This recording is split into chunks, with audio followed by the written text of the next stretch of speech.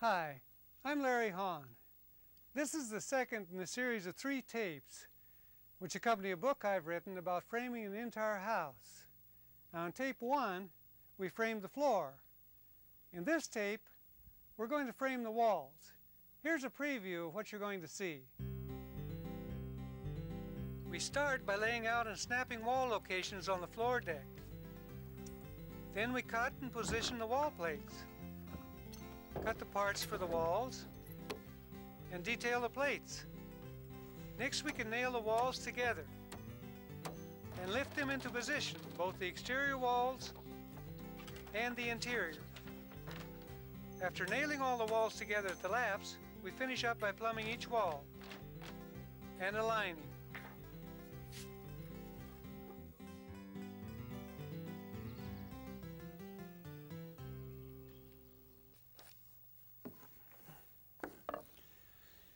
Well, it's nice to have the floor down.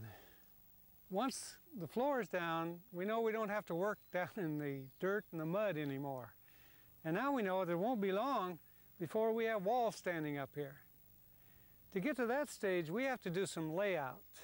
Now, layout's the process of taking these wall lines that we see here on the blueprint and transferring them out to the floor. We do that by means of a chalk line. Now, layout really is simple, but I know from looking at a blueprint and seeing all of these lines out here, people say, wow, that looks difficult, but it really isn't. Here's how we do it.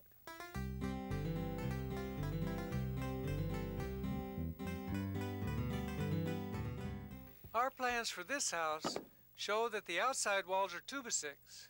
And to mark the location of these walls on the floor deck, we use a 2x6 block, marking in 5.5 inches from the edge on each end of the building. Now if your walls are 2x4, well then use a block that size.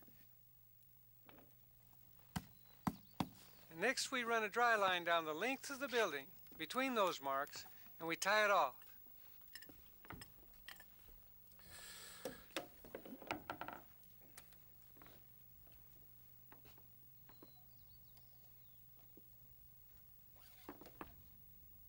We mark near the center of the dry line so we can snap the line in 2 sections. Now, especially on long buildings, this helps to ensure that our line will be straight. On shorter runs, you can just use your chalk line.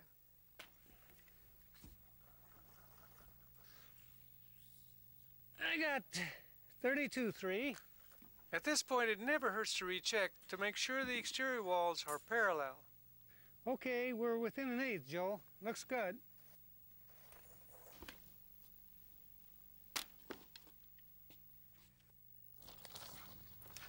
We need to start with a long through wall, Larry, which is this one, and it's 17.3 outside the center. Okay, let's do it. Okay, we're at the edge of the building. Go ahead and mark. 17.3 center of the wall, add 1 3/4 inches to the edge, mark it, put an X on the side that the plate falls on. That's it. On our plans, the measurement for this wall is from the outside of the building to the center of a 2x4 wall.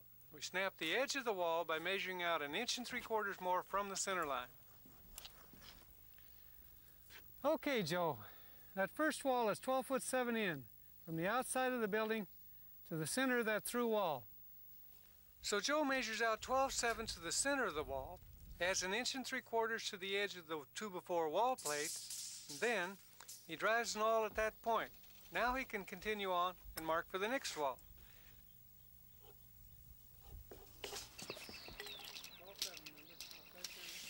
Now, of course, each wall line needs a pair of marks on the floor before it can be snapped, and that's what Joe's doing here on the 12/7 wall.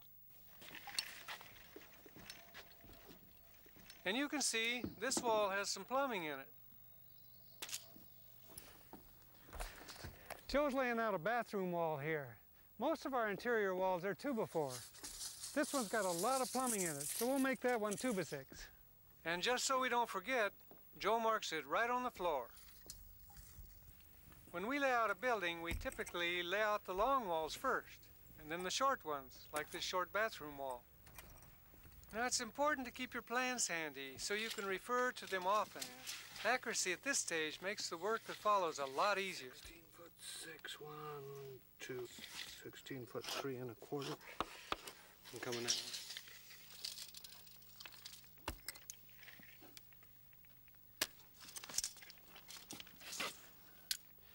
There's a small hallway right here, but no door and actually no wall, so we're going to mark this one out. And down here the line got run by a little bit too far, so we'll mark it out too so it doesn't get plated. All right, Larry, I guess all we got left to do is run a end on that wall right there and we're done. Okay. What Joe means by running an end is marking where a wall stops, and we note that very clearly on the floor.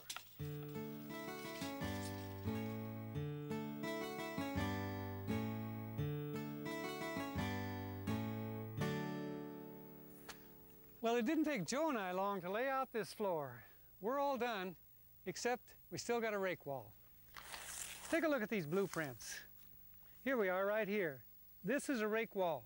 Goes up at an angle, follows the slope of the roof. It's the wall that sits right here on the end, all the way down through here. We'll build it and we'll raise it up like this, and it'll go up like this, following the pitch of the roof. Take a look at the blueprints again. Each stud in this wall is going to be a different length. In order for Joe and I to build this wall, we're going to lay it out on the floor full scale. Here's how it's done. I've been doing some sketching here to show you how to lay out a rake wall over here on our floor. Now this rake wall has a pitch of 4 1/12. Well, back on our floor, these dotted lines represent the chalk line that we snapped for our wall plates. So down here at the bottom chalk line, we come up 92 1/4. That's a stud length. Make a mark. At the bottom, on the outside of the building, we come over 12 feet and make another mark. From that point again, up 92 1/4 inches. We make another mark. From this point, we come up in feet, whatever our pitch is in inches. 4 inches, we come up 4 feet. And we connect those 2 points. Now, doesn't matter how wide this rake wall is. We can build it to here, or we can build it to way over here. With this outline, we can build it right on the floor. And we come up here 92 1/4. And another 4 feet. Then we come over here 12 feet. From the outside. Got it? Okay. Then at that point, we come up again 92 1/4. And 4 more feet, and that X is right there. So without using a lot of fancy math, we're able to establish our 4/12 pitch. We snap a line right through our X's. First one side, then the other. And this leaves us a full-scale outline of the rake wall right on the floor.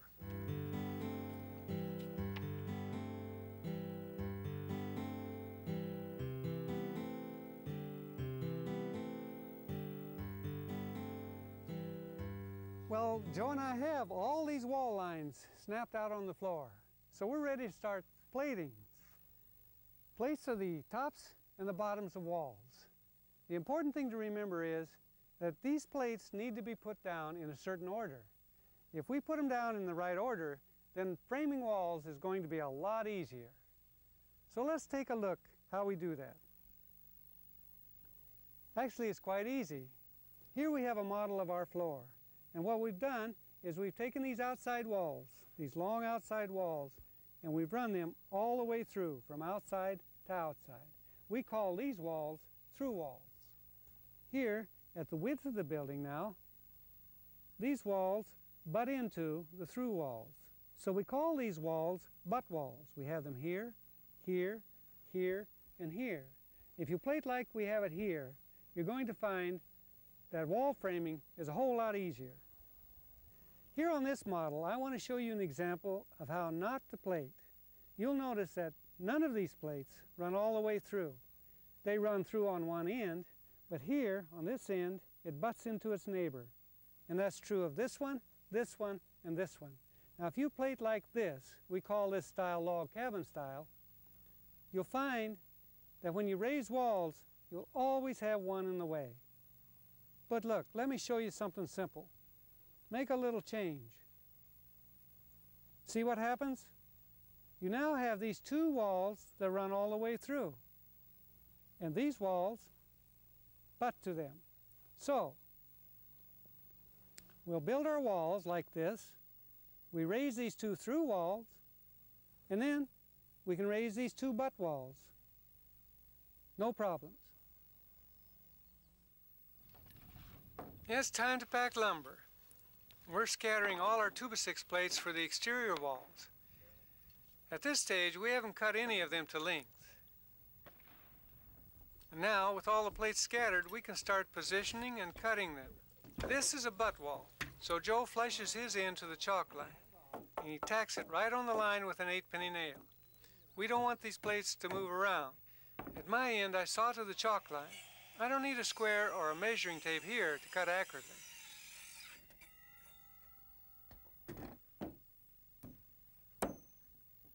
Here's the top plate.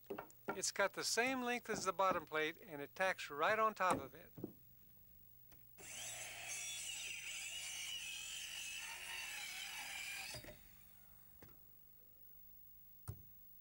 This is another butt wall.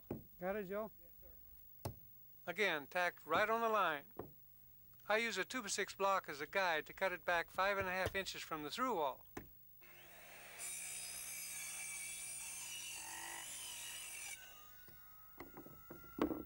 We just keep working our way around the building, positioning,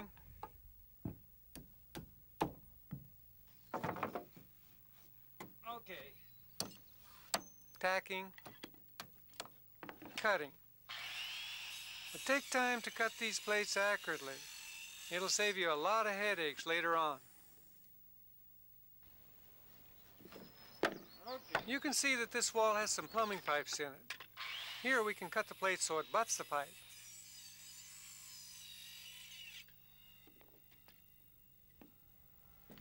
Out here in the center, we'll notch our plate to fit around these pipes. In colder parts of the country now, the code may require you to fill these holes with insulation. And here, this top plate can't be tacked on top of the bottom plate because the pipes are in the way. So we just tack it on the side. Now it's ready for layout. Here at the end of the building, another way of tacking a top plate in place. We can set it on edge and toenail it to the bottom plate. Here on the other side of the house, we tack two pieces of plate at each end. Where they lap in the middle, we can cut it by eye.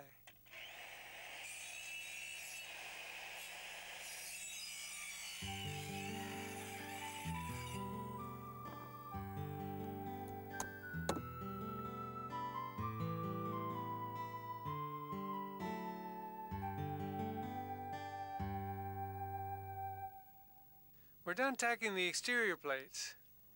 Now it's time to pack and position the 2x4 interior plates.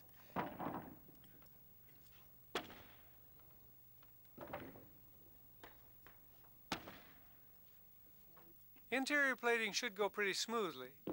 Just make sure to snug the plates tight to the exterior walls.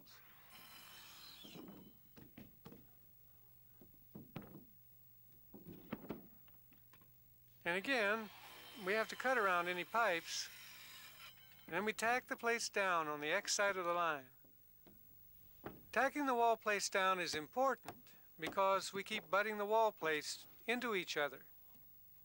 I want it nailed down sometime when you get them out. Yeah, so I'll just go ahead and cut.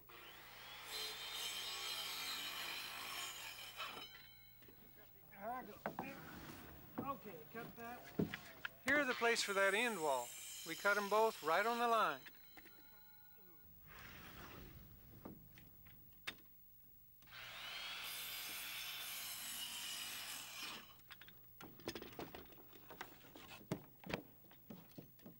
That's what we do. We just keep working our way around, plating the long walls first, generally, and then filling in the short wall.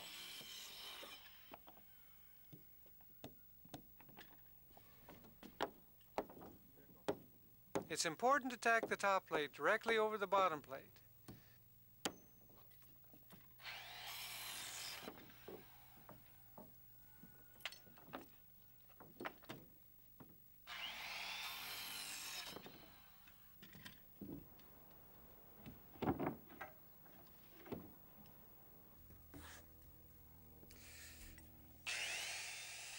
You probably noticed that I've been doing all the cutting and Joe does most of the nailing. We work together. It's just more efficient that way.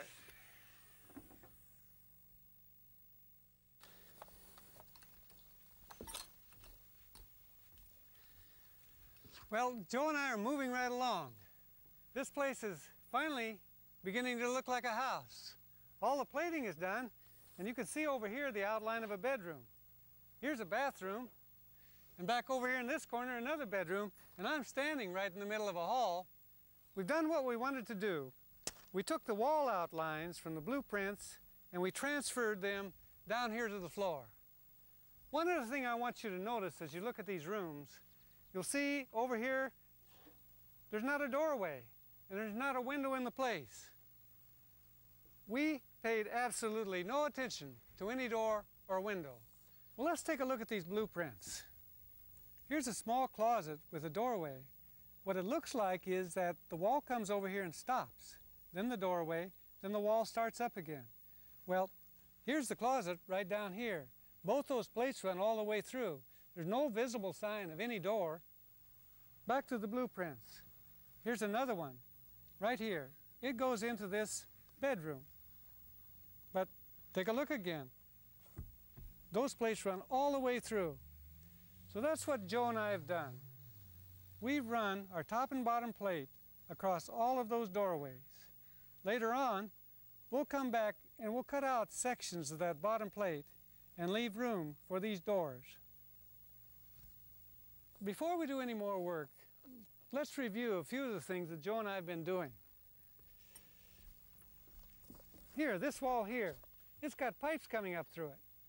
We couldn't set this plate on top of it like this. We just set it right alongside. Now, we can lay out across both of them. Here's another style. This wall too has pipes. So we set the top plate here on edge, and again, we can do our layout across both plates. Over here, 2x6 wall. Got a lot of pipes in this wall. So what did we do? We ran this wall in 2x6. That'll leave plenty of room for all the pipes the plumber's going to put in there. Here we have a toilet. We needed a little bit more room for that toilet, so instead of a 3.5-inch wall, we ran one in 1.5 inches. That's a few of the things that we're going to do. There's lots more to come. Let's get on with our work.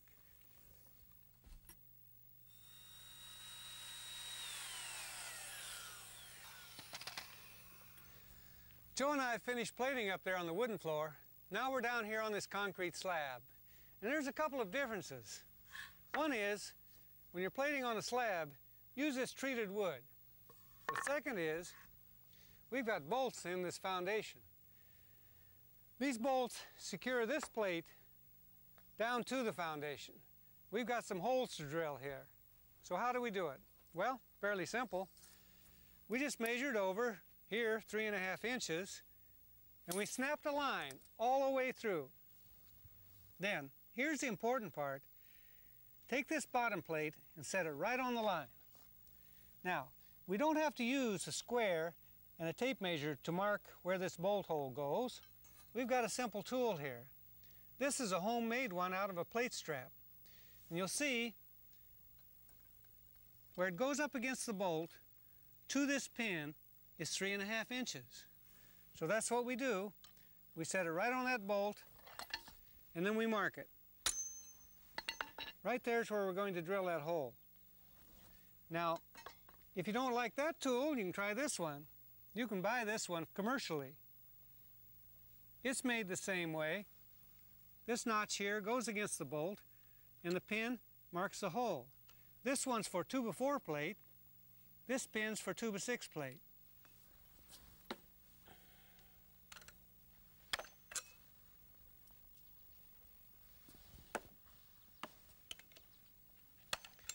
Now, if you don't like to bend over, you can use this tool.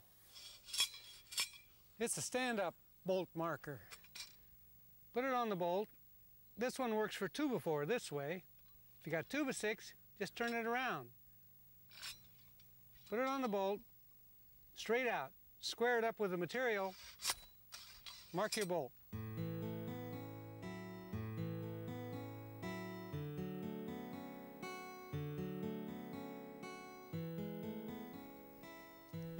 Well, Joe and I have all our plating done up there on the main floor. You know, we're almost ready to start framing. But before we do that, we built a couple of model walls down here, and we want to show you in detail what it is we're going to build. Over here, we have a 2x4 wall. And over here, a 2x6 wall. They're both exterior walls, and they're both framed exactly the same. These really are typical walls. Once you learn how to build these two walls, you can frame most anything you want to frame. So let's take a look at them in detail. Up here we have a double top plate. These plates help hold the entire structure together. Underneath these plates, we nail both studs and these top cripples. These cripples take the weight from above and they transfer it down to this header. This header acts as a bridge over the window opening. It, in turn, is supported by a trimmer on each side. These trimmers come down and set on a rough sill. The rough sill leaves an opening for the window. The rough sill is kept to the proper height by the bottom cripples. The bottom cripples go on down to the bottom plate. And the bottom plate itself sets right here on the foundation, and that foundation supports the entire weight of the building. But one last thing now about this window frame. This whole structure is held together by these two king studs that are nailed one on each side. They run from the top plate clear down to the bottom plate. Now, one of the things that you're going to notice looking at these headers is that they run throughout the building at exactly the same height. Well, carpenters maintain that height by use of a story pole. Let's take a look over here. The standard height for us where we frame is 6 foot 10 inches, right there. And once we know the size of the header, here we're using a 4x6, what's left over on this story pole is the length of our top cripple. Here we have a 3/0 window opening. That's carpenter talk for 36 inches. On this story pole, we've laid out for the rough sill. Well, what's left over on that story pole is then the length of the bottom cripple. That's simple enough. Now let's take a look over here. What if we use a 4x12 for a header? Take a look. We don't even have to use any top cripples. Well, what about if we have a smaller header and a taller window opening? That's where the story pole comes in again. We have a 4x4 header right here. What's left over on this story pole shows us the length of this top cripple. Now down here, we have a 4/0 window. That's 48 inches. Again, what's left over on this story pole is the length of this bottom cripple. Now, one more thing about window trimmers. You remember over here, we used a floating trimmer. It goes from the header clear down to the rough sill. That's the kind of trimmer that we use when we're nailing in wooden window frames. But here's another style. On this window, we used a continuous trimmer that runs from the header all the way down to the bottom plate. We normally use this kind of trimmer when we're nailing in metal window frames. There's more about that in the book. Now, let's take a look at these headers. It's pretty obvious that this header is one piece of wood, but that's not the only way to deal with headers. Over here, we took two pieces of 2x6, And in between those two, we sandwiched a 1/2-inch piece of plywood and we spiked it all together. So what about a 2x6 wall? What do we do then? Well, here's an easy solution. On this window, we just laid this 4x6 flat, and it works fine. Over here, we had a much larger opening. So we set our 4x6 up on edge, nailed on a 2-inch piece of furring that'll allow us to nail on our drywall, and that works fine. So now let's take a look at corners and channels. Well, here at the corner is one place we tie this building together. Here and up on top. And I know it's hard to see what's going on there, so let me hop down on this garage slab and look at a model. Here we have a 3-stud corner, very typical. The exterior partition comes into it, this nails into the corner, and it leaves backing for drywall, both sides. Now, if both walls are 2x6, we do it a little differently. Again, a 3-stud corner with a 2x4 flat in here. Then the exterior wall comes up against that and nails together. There is a third solution to this called a 2-stud corner. You can nail a stud like this and a stud like this. That'll give backing to a wall coming into it and still leave backing for the drywall. The difference between this one and this one is that this one's stronger. The first one takes only 2 studs. At the top, we tie these walls together with a lap. We cut back the double plate on one and lap it over on the other. They go together like that and nail together with 2 16-penny nails.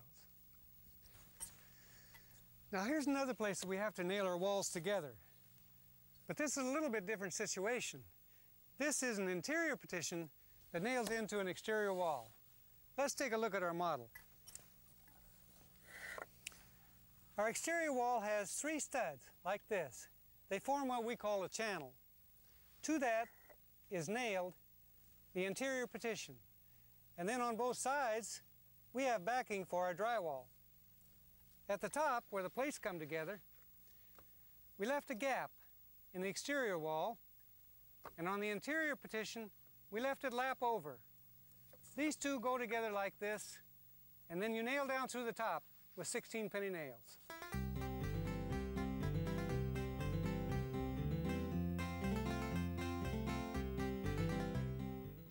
Well, before Joe and I can put the walls together, we need some parts. The most efficient thing to do is cut all the parts at one time. Here I've got the chop saw set up. I'm cutting bottom cripples. We can also cut top cripples, sails, and headers at this stage, and stack them right up here on the deck near the saw. When you're cutting thick headers, it's handy to have a circular saw this big, but you could also use a radial arm saw or make 2 cuts with a smaller saw. Here I'm cutting the rough sails, and as you can see, I've got the window dimension marked right on the sill. That makes it easy to look at the plans and find where each header goes. And for now, I just tack each sill to its header.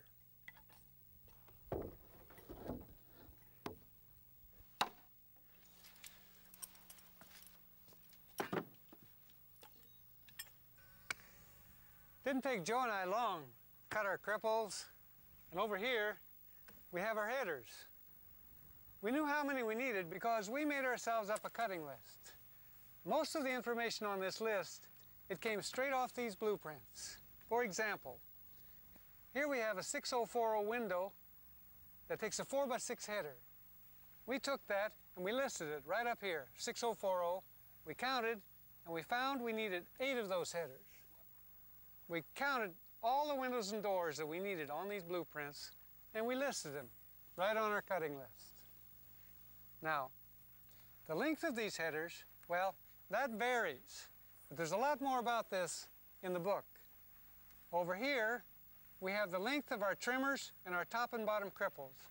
That comes straight off the story pole. Down here, we've totaled up the number of top and bottom cripples that we need. We got that by cutting 1 cripple for every foot of header. It's as simple as that.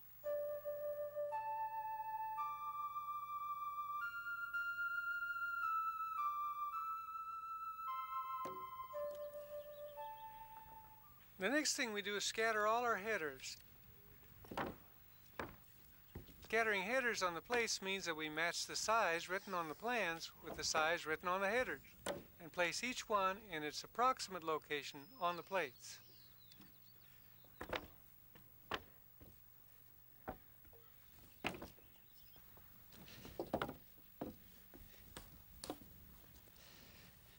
Well, that's the last of the headers. Now we're going to start a new process, an important one. It's called detailing the plates. Now what that means is that we have a lot of marks to put on these two plates, marking the location of headers and all the studs. We have to do that before we can begin framing. First of all, we're going to start with this header, put it in place, and then we're going to mark where it goes. We call that spotting headers. Take a look here. I'm right in the middle of this bedroom, right here. And we have a 6040 header, and we note that it centers in this room. Let's show you how that's done. Take our header, shove it into the corner. Then, with the tape, we measure out of the other corner to the header. We have 49 inches. Half of that is 24 and a half. So we come off the wall, 24 and a half inches, and we make a mark. Pick up our header,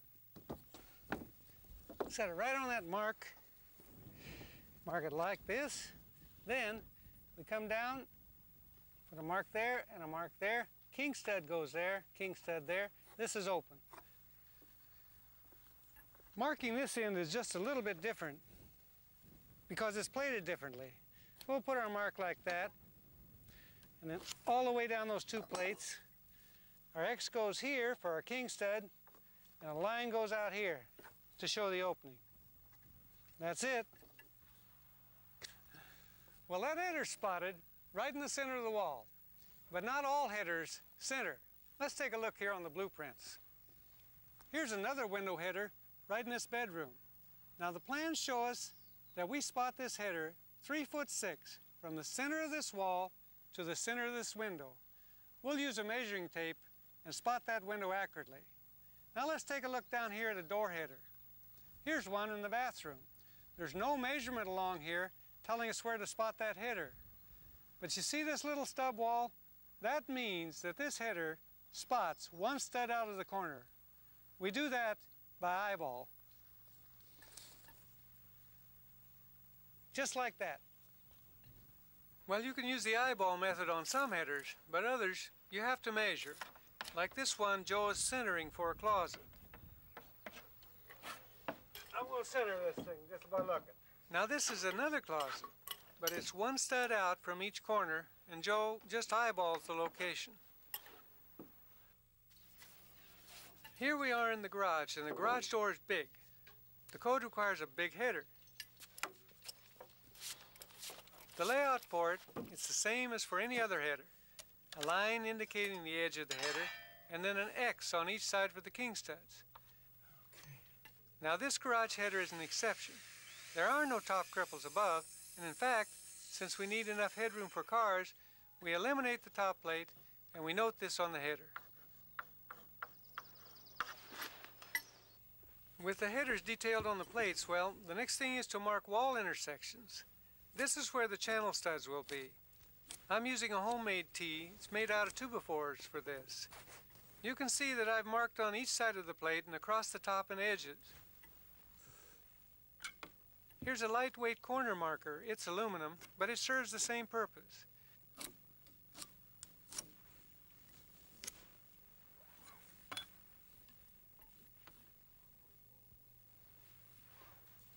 We can also use the same device to lay out our 2x6 wall.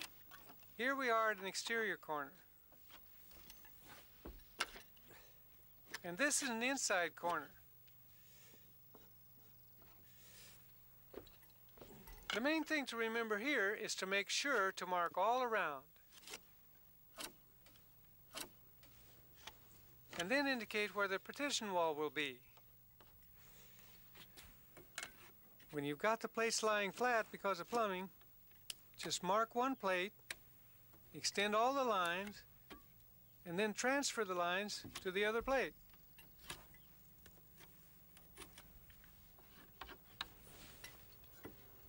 Here we've got a top plate sitting up on edge, and we just have to mark the lines all the way around. Getting the layout right at this stage will make for square and plumb walls later.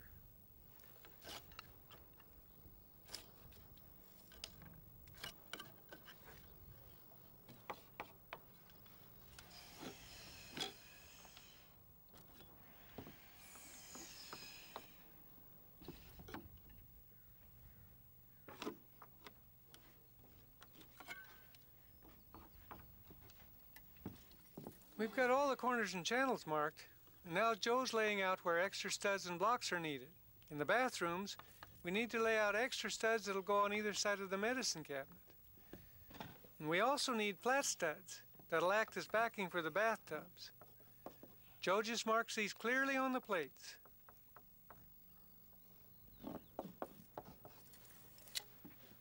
In the same area, we need to place a stud on each side of the water pipes for the tub. This will leave room for the plumber. The book has a lot more about this.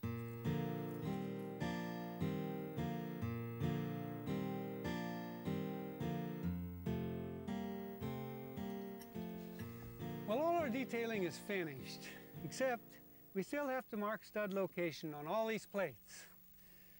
When I was learning to be a carpenter back in the late 40s, I was taught to hook my tape on the outside.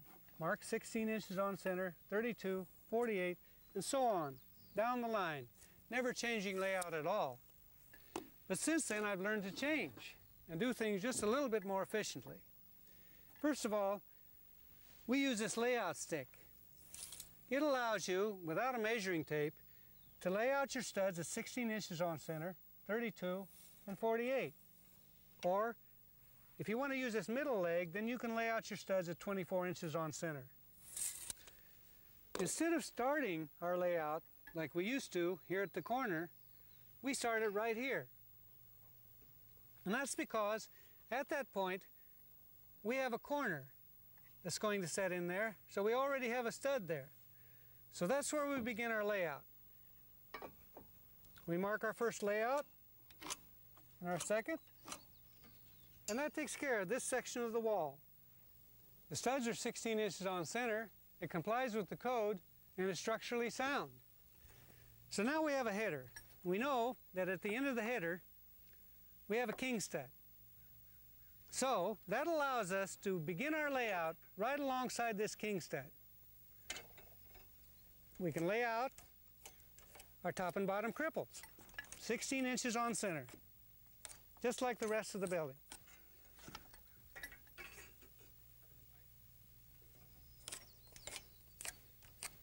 Here we are at the end of the header again, another king stud. So we can change layout again. Beginning right there, we take off 16 inches on center. Now, here's something that's interesting. If we continue our layout from this point, 16 inches on center, then between these two walls, these walls right here, we get two studs in this short little section of wall. But we really don't need that many. Let me show you what's going to happen. At this point, we have a channel. So we already have a stud right here. That allows us to begin our stud layout all over and put one stud right here. And that's all we need. So now, what does it mean to change our layout constantly up and down these walls?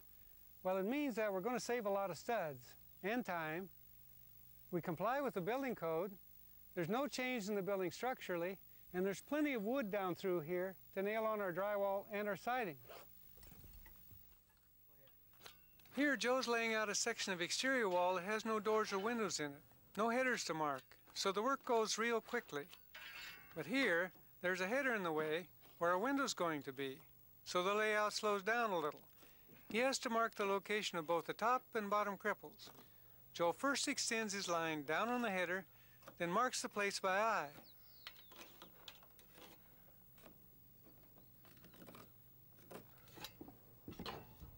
The inside walls get marked the same way.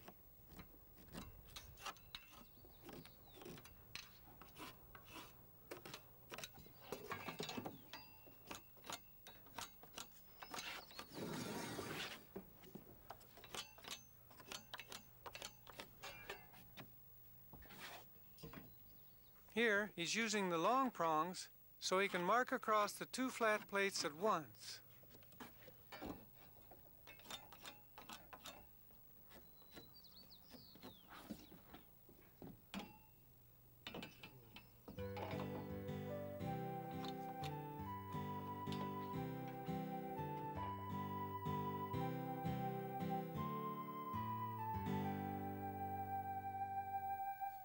Well, now that the plates are all detailed and we know where the parts will go, we can start scattering the cripples. We know how many we need, one at each end of the header and one for each layout in between.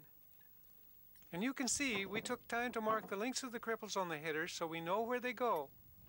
On this wall we have 6 1/4 inch top cripples and 30 1/2 inch bottom cripples.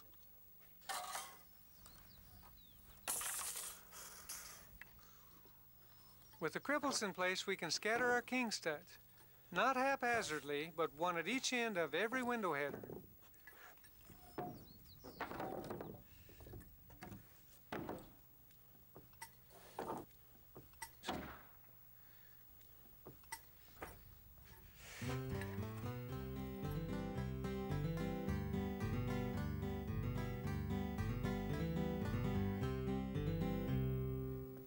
We start framing a wall by separating the sill from its header, dragging it back into its position, and then bringing the header back into its position. The next thing is to toenail the cripples to the header, following the layout lines. We hammer in 2 8-penny nails from one side, and after they're all in position, we go back and toenail from the other side. That's the code.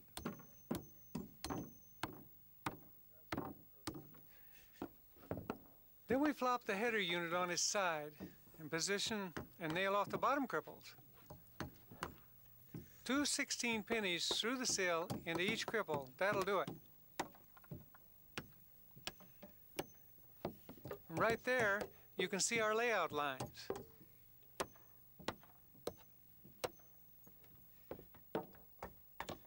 Next, the king studs get nailed on both sides, and this holds the whole window frame together. Make sure to flush the king stud with the end of the bottom cripple. Nail a couple of 16s into the end of the rough sill, and at the top, flush it up. 3 or 4 16s through the king stud into the header. That'll hold it just fine. The nice thing about building this way is that if all the pieces have been cut to the proper length, then the rough opening should be just right. Here's another look at how I do it. First, I separate the sill from the header and position them both. I know roughly where these go because the king studs are on either side, and I can spot where the top end is. Next, I position the bottom cripples. Then I nail them off.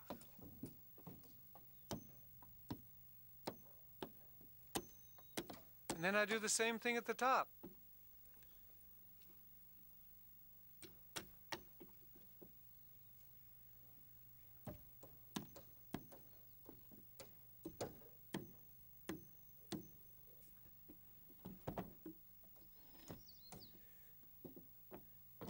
Finally, I nail everything together with the king studs.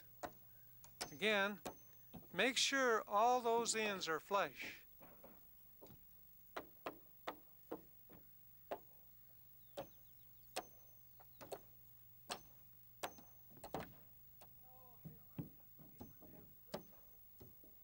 And that's all there is to it.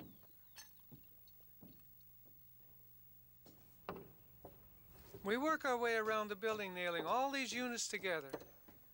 And what is important is that you complete each step before starting another.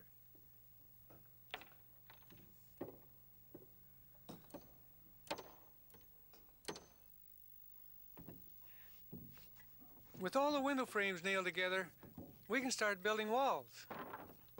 We scatter all our studs, and with these in place, we pull loose the top plate, walk it back, and begin nailing. Here we're nailing to one of the window frames, following our layout on the plate. Joe and I find it more efficient to start at one end and just keep working down the line, bringing up pieces of top plate as we need to. And you'll notice this wall is raised up off the floor a bit. That's because it's sitting on other walls. Now it's true, we're pretty fast at hand driving these 16-penny sinkers. But if you have a nail gun, you might want to use it.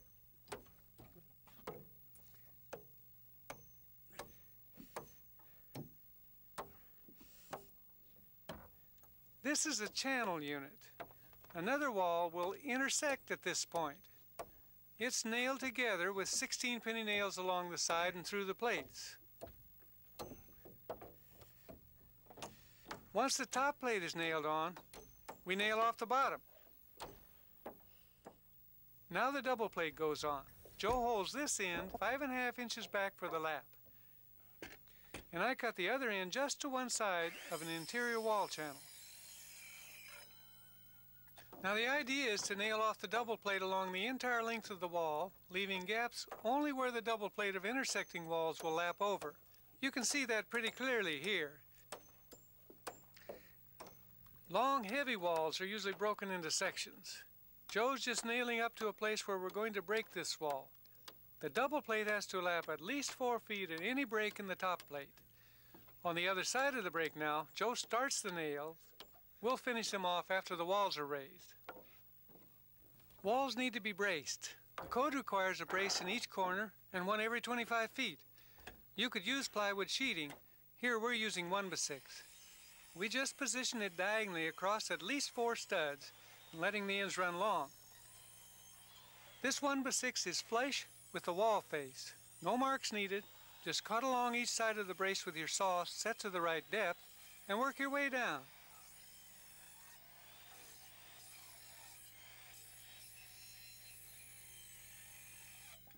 Then, with the 1x6 out of the way, just lay your saw over on its side and remove the waste carefully with a plunge cut.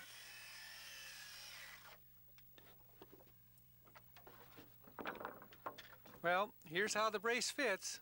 I put it in position, then nail off the bottom end and the first stud with 8-penny nails.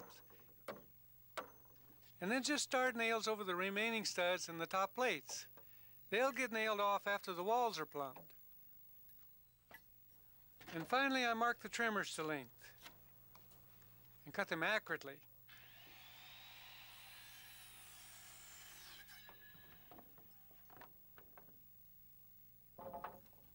These trimmers get tacked in place with a 16-penny nail.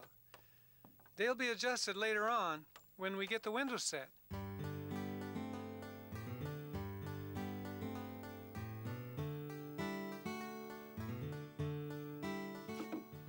Well, we're about ready to raise walls. Now, to keep the wall from sliding off the edge, I'm nailing these pieces of 2x scrap to the rim. On this section of wall, we separate the double plate from the top plate a little bit. Then we raise it. Remember, be careful here. Lift with your legs, not with your back. You can see we already have the first section of wall up. Now, having separated the double plate from the top, these walls go together easily. The next thing I do is nail the 2 sections together at the lap. Okay. Well, sometimes you need to move the wall for endo, one way or the other. Just stick your hammer claw under the plate and lever it into position. When it's right, we nail the bottom plate to the floor with 1/16 in every stud space. The code doesn't require exterior wall sheeting on this house. When it does, we find it easier to sheet after the walls are raised. There's a lot more on this in the book. Finally, we run temporary braces, both inside and out. Yeah, well, let's do it. Up we go. Yeah. Looking good.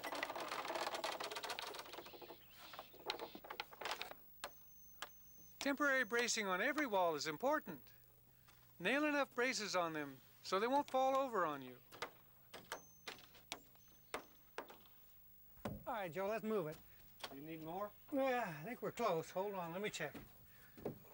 No, it's a hair too much. Back off a skosh. You got it? I'll hold it for you. Give me a little bit. It's a, whoop. Okay. We always need to keep our plates right on that inside chalk line. Sometimes you need a toenail to move it over.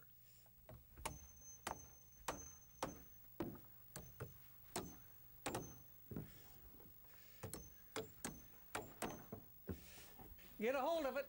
Up we go. Everybody together. Yeah. That's it. Nice and easy.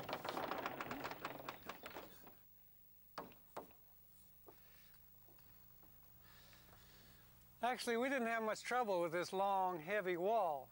It really helps to have some strong people. A couple other things that we did that made it easy. When we nailed this brace on, we left this through wall leaning out a bit, here 3-4 inches. That way, when we raised this butt wall, they didn't bind together. Sometimes, too, you have to cut back a 4-foot section of this double plate. We got it tacked on right here.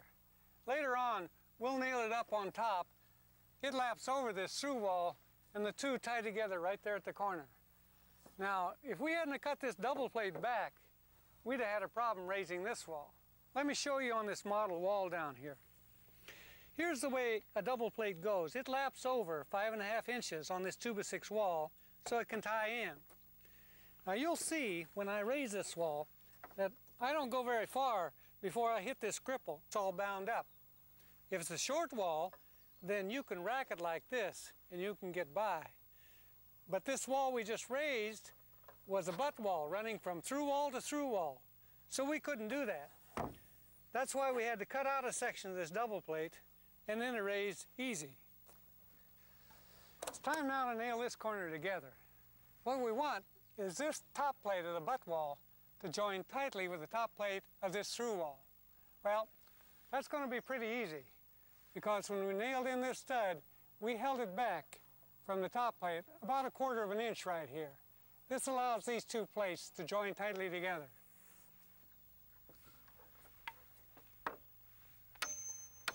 Most codes require that these corners be nailed together with 3/16.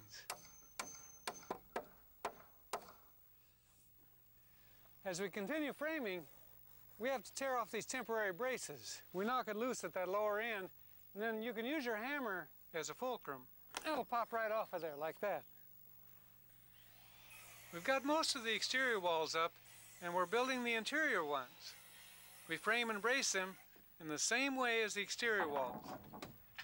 When you're nailing channels together, sometimes that backing stud drops down into the pocket.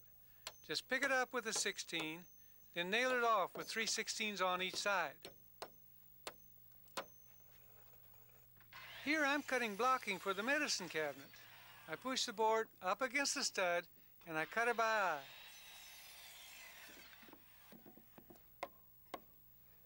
And then I nail the blocks at the right height.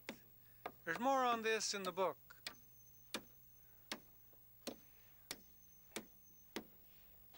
The inside walls need double plate just like the outside ones, and you can see I'm holding this piece to one side of the channel. I want to show you now another way to brace these walls. Here we have a metal framing brace. It forms an angle, and we have holes here in it to nail it off. We lay it down on our wall diagonally, and we make a mark on the top plates and on each stud. Then it's simply a matter of making a saw kerf along the line, the depth of the brace, snaking the brace into that kerf, nailing it permanently at the bottom and holding it temporarily here at the top with a bent nail. These metal braces are a good alternative. Way back. We build as many walls as we can at one time and then we raise them. Walls are always built and raised in a certain order. I'd like to be able to tell you what that order is, but each house is different. In general, we try to raise the long walls first, but in reality, it's one of those things you have to learn by doing. Let's go gently with this thing now. Let's pull it, again, we pull it back away, just lift it. There we go. We got something backing off to you, okay? Picking it up and backing it off. Now it's just a matter of fitting them all together. That's got her. signed, sealed, and delivered. We gotta slide this one in a ways, huh?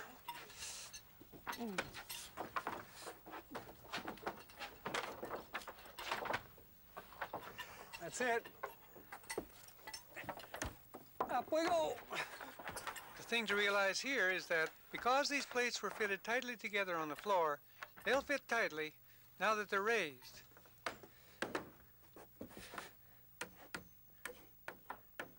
We make sure each plate is on its chalk line, and then we nail it to the floor. Well, let's raise it. We can't forget to raise the garage walls. Yeah. Raise these walls right up on the bolts. Okay, I'll have to lift her over. You got the wall? Yeah, I got it. Alrighty. Here we go. Then with a short piece of 2x, it's easy to shift them into place.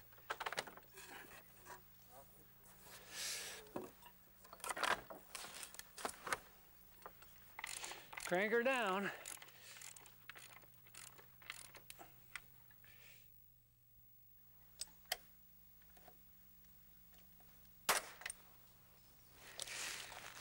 We're here working on this slab. Now, all of the bottom plates down here of every interior wall has to be fastened to the concrete. On the outside, it wasn't any problem. We have bolts there coming up through the foundation. Here on these interior walls, we can fasten them down with this gun.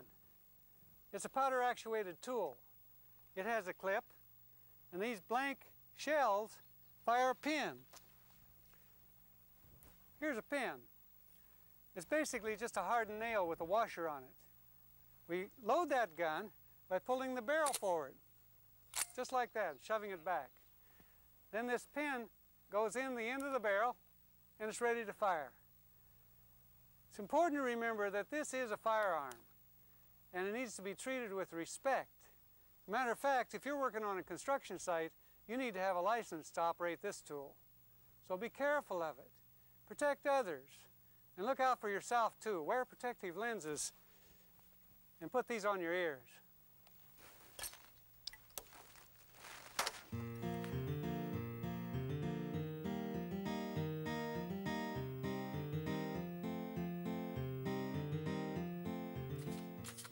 Well, it's finally the right time, and we've got enough room to build our rake wall. Remember, this is the end wall we snapped out on the floor. The top of it follows the slope of the roof. On a rake wall, we nail the bottom plate on first. Then we bring up another plate, identical with the bottom, and flush up one end. Now the tops of these studs run long and will be marked and cut in a moment. Right now I'm placing them flush with the layout marks on the plate. I think we got it. Looks good. Once they're positioned, Joe and I transfer the chalk line we originally snapped on the floor to the studs. This line is where we'll cut them.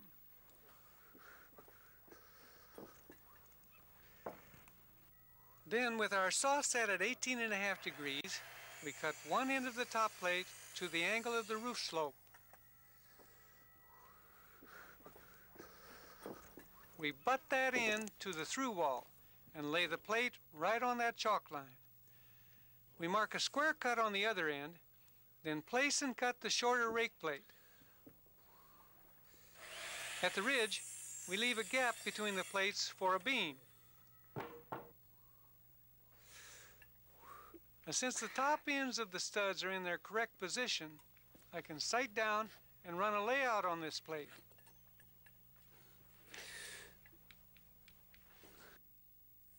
With the plate out of the way and the saw again set at 18.5 degrees, we can cut the studs and cripples the length.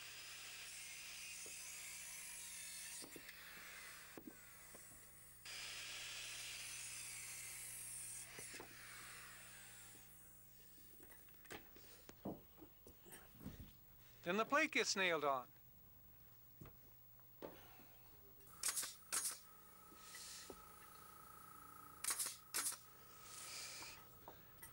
There's a lot more about rake walls in the book. Are we ready? Ready? Well, let's do it then. Everybody together, up we go. That's one stage, two stage. We're doing it. We're doing it. We're doing it. Just keep going. Looking good. Looking real good. We just have to knock the double plate up here at the corner to get these two walls to join. Beautiful. Walls over 9 feet tall normally need a block in the middle to help strengthen the wall. That's the code.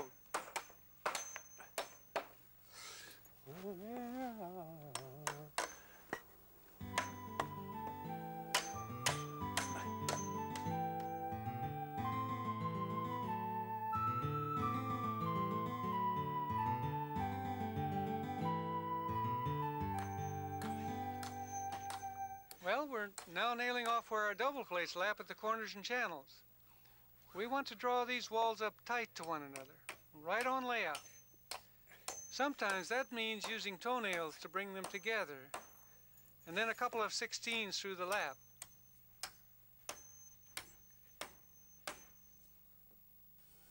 Here it is again. This is what we do with the toenail.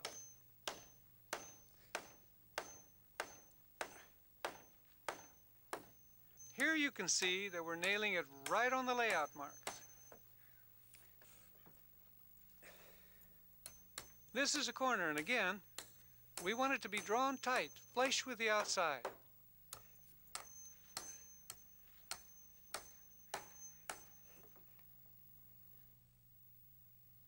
Here in the odds and ends category, often you have to use a plate strap to tie one wall to another.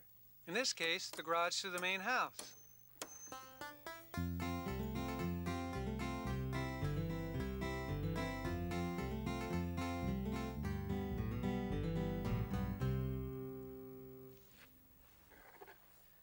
We're ready to plumb our building. Plumb means that we want to make these walls straight up and down. Now you can use a 6 or an 8-foot level to do that, but a lot of carpenters like to use this 2-foot level. We attach it to a stud at the bottom here, and at the top we put on a 1x extension. That allows us to reach this top plate. Now the most important thing about this plumb stick is to make sure that it's accurate. There's a way to do that. Take it and place it flat against the wall, like this. Put that bubble right in the center. Make a mark here at the top and one at the bottom. And turn that stud all the way over. Put it right on those marks. And check your plumb stick. This one's right on. But a lot of times it's not. A lot of times this level gets beat up, or the plumb stick itself is bent. So what you can do is loosen the level a little bit. Take a wedge, slip it in here at the top, like that, or another one maybe down at the bottom. It depends on which way the stick has to move. Put your tape back on and check it again. It may take 2 or 3 times to get this plumb stick accurate, but the important thing to know is that even though you have a bad level and a bowed stud, you can get it accurate.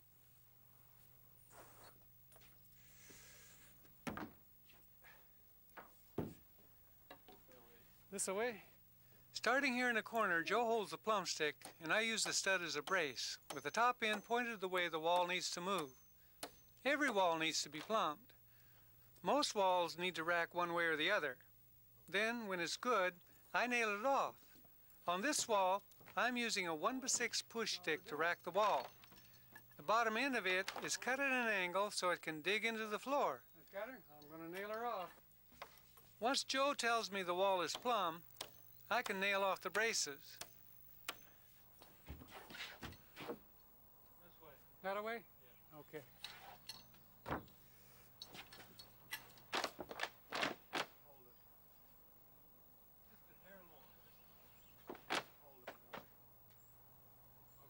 Got her? Yeah. All right, coming in. A little or a lot? The next thing to do is eyeball our walls for straight, moving them in or out. Yeah, that's it. This wall has to come in. I've nailed a 1x6 to the floor and the top plate, and I'm using a short stud as a levering device to bring the wall in. Out here in the garage, the walls have to be straightened, but there's no wood floor to nail into.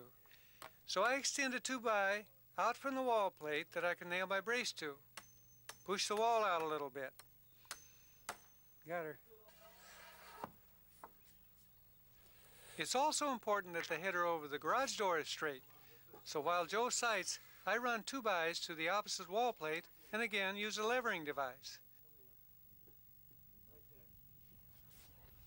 When everything is good, we let in a 2x4 brace to keep the garage corner square and the header straight.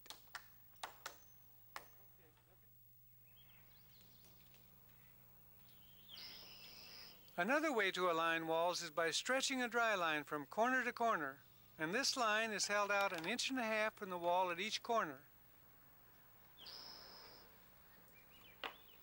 At the middle of the run, Joe checks for straight using a 2x scrap. I push the wall in or out.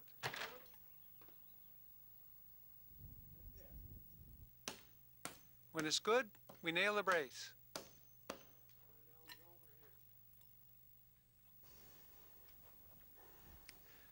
Well, we have all our walls framed. We can straighten up a little bit and look around. Still got a lot of work to do. This front wall, for example, has a lot of windows in it. We couldn't get in a permanent brace. We'll come back on it later and nail on some plywood shear. Over here in these doors, you'll note we don't have our trimmers in. We like to wait on door trimmers. When we set our door jambs, then we'll get good straight stock. Now, this is a one-story house, but you might be building 2 stories. So what's the difference? Well, first of all, you have to have a heavier foundation. You got to pour a little more concrete.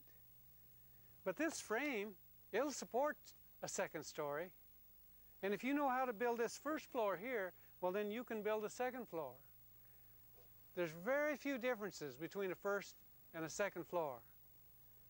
You know, there really is no big secret to building, especially to building this house. It's a simple one. If you understand how to use tools and understand basic carpentry principles, well, then you can build this house. There's a lot of complicated carpentry in the world, and there's a lot of complicated houses, but this isn't one of them. If you learn how to build this house, then you can go on to the more difficult ones.